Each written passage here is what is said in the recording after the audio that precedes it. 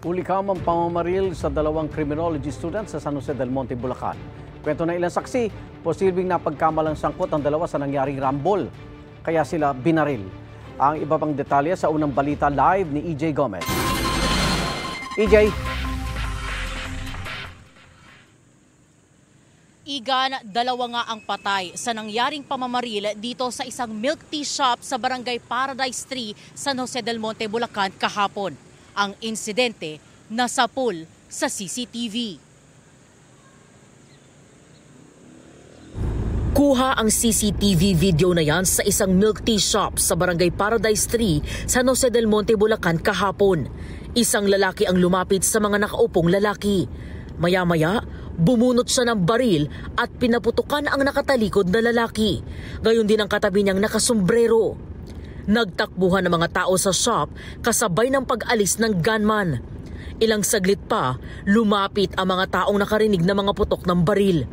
Dead on the spot ang lalaking unang binaril. Dead on arrival naman sa ospital ang isa pang biktima. Sa ulo, tinamaan yung pares na biktima. Kakuha po tayo ng dalawang fired cartridge case sa area. The SOCO tell us that it is a .45 caliber. Bago ang pamamaril, nagkarambulan muna ang ilang kabataan sa shop na nasapul sa CCTV. Ayon sa ilang menor de edad na sangkot, ugat ng rambulan ang pagbanggaraw ng isang tricycle sa isang motorsiklo. Binangga po yung motor po ng kaibigan ko. Pagbangga po, hinabol po nila yung kaibigan ko. Siyempre po sa pag-aalala po, sinundan ko po. Tapos doon po, pagsunod ko po, bigla po akong sinuntok sa ganto ko po. Nagkaayos naman daw sa barangay ang mga sangkot sa rambulan.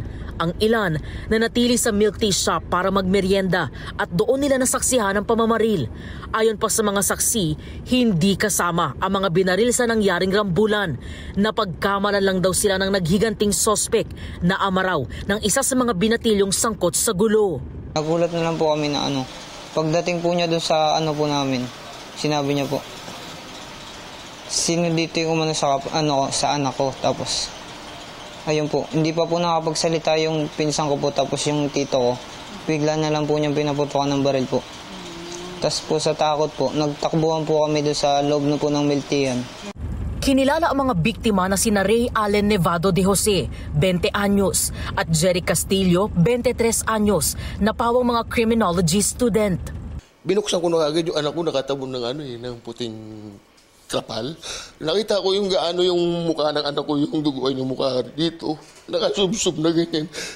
Hindi ko kaya man, pero talaga ko lang ako magagawa eh.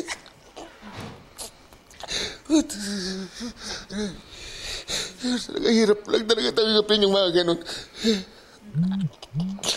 Hirap, ang hirap. Sobra. Tapos gano'n lang yung anak ko. Wala na magkaalam-alam. Nagmimerienda lang. Ano pinatalo nila yung anak ko? Napakasakit sa isang ina. Naginano yung anak ko. Yung anak ko hindi niya para sa anak ko. Parang awa nyo na. Sa investigasyon ng pulisya, ang sospek residente raw ng katabing barangay lang nitong pinangyarihan ng insidente.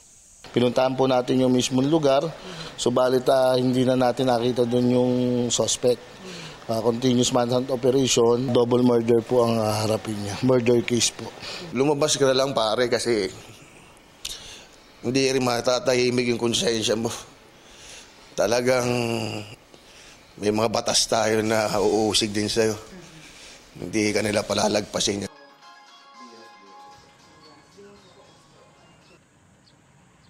Igan, tinutuntun pa ngayon ang sospek na ayon sa mga nakakakilala sa kanya ay dati na ring nakulong dahil din sa umunoy pananaksak at pamamaril.